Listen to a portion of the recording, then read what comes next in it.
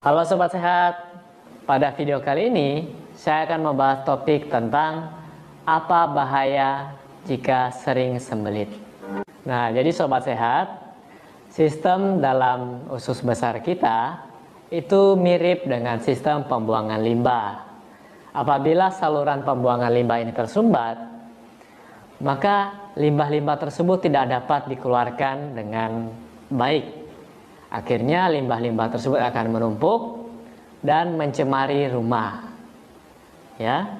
Nah, apabila usus kita tidak bergerak, jadi mungkin Anda bingung kok usus kita bergerak ya. Jadi saya review sedikit.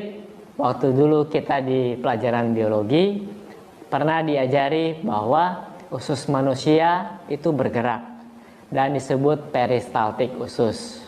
Nah, apa yang terjadi jika usus ini tidak bergerak? Akhirnya, limbah-limbah dalam tubuh kita itu tidak dapat dikeluarkan. Lama-kelamaan akan menyebabkan berbagai macam penyakit. Salah satunya jerawat. Ya, sebenarnya jerawat merupakan salah satu penyakit yang dihasilkan dari pengosongan usus besar yang tidak lancar. Atau mungkin Anda sering menahan buang air besar. Nah, di sini sembelit merupakan masalah dalam hal mengosongkan usus besar Anda, di mana tinja di dalam situ menumpuk terlalu lama, akhirnya terjadi penyerapan air dan tinja mengalami namanya pengeringan. Jadi kadar airnya berkurang, tinjanya kering, akhirnya pada saat ke toilet Anda berusaha untuk membuangnya, Anda butuh tenaga ekstra. Anda harus mengedan, badan Anda menjadi tegang, dan dalam beberapa kasus mereka tidak dapat membuang tinja atau membuang limbah dalam tubuh mereka dengan tuntas. Jadi habis pergi ke toilet, buang air besar, tiba-tiba nggak sampai 10 menit mereka pengen ke toilet lagi, harus buang air besar lagi. Nah, di sini kasus-kasus seperti ini adalah mereka-mereka yang tidak dapat mengosongkan atau tidak dapat membuang tinjanya dengan tuntas. Nah, mungkin bagi beberapa orang sembelit ini bukan merupakan masalah. Tapi yang perlu Anda ketahui adalah buang air besar harus teratur setiap hari. Mungkin ada yang bilang begini, "Dok, saya tidak buang air besar 3 hari tidak apa-apa kok, Dok. Saya tidak sakit perut. Saya juga tidak mengalami hal-hal yang aneh." Nah, mungkin pada awalnya Anda tidak mengalami hal-hal seperti ini. Mungkin bagi mereka yang tidak terbiasa makan sayuran atau buah-buahan, hal begini dianggap wajar. Tapi yang perlu Anda ketahui adalah dalam kotoran manusia yang setiap hari harusnya dibuang kurang lebih sekitar 150 gram, dan dalam 1 gramnya mengandung 1 juta bakteri. Anda bisa bayangkan jika 150 gram tentu saja terdapat kurang lebih 150 juta bakteri, dan apa yang bakteri-bakteri tersebut lakukan di sana? Menjawab, main kartu dok, main catur dok. Atau ada yang nyaut, wah bakterinya bangun jaringan dok. Ya, karena sistem berkembang biak bakteri mulai dari 1 bakteri menjadi 2 bakteri, kemudian menjadi 4, 8 dan seterusnya. Dan jika Anda membiarkan bakteri ini tersebut di dalam dan tidak Anda buang limbah-limbah ini, bakteri ini akan tumbuh dengan sangat pesat. Dan ingat, bakteri juga merupakan mikroorganisme yang melakukan metabolisme. Hasil metabolisme dari bakteri ini merupakan racun bagi tubuh kita. Jadi kenapa orang yang biasanya susah buang air besar atau tidak lancar, mereka gampang mengalami gatal-gatal pada kulit.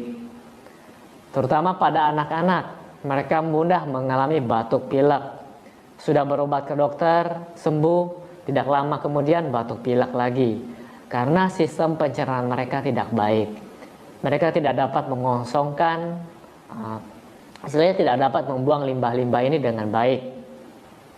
Oke, Di dalam TCM atau Traditional Chinese Medicine atau biasa disebut dengan pengobatan Cina, usus ini sangat erat kaitannya dengan hati dan limfa. Jadi selain konsumsi makanan-makanan yang tidak sehat, ternyata emosi dan stres yang berlebihan, emosi yang negatif dapat mempengaruhi kerja hati Anda. Jadi dapat menyebabkan energi pada hati Anda stagnan dan akibatnya menurunkan peristaltik atau gerakan usus besar Anda tadi. Nah, kasus-kasus konstipasi seperti ini juga bisa sering terjadi pada mereka-mereka yang kekurangan darah atau kekurangan cairan dalam jangka waktu lama.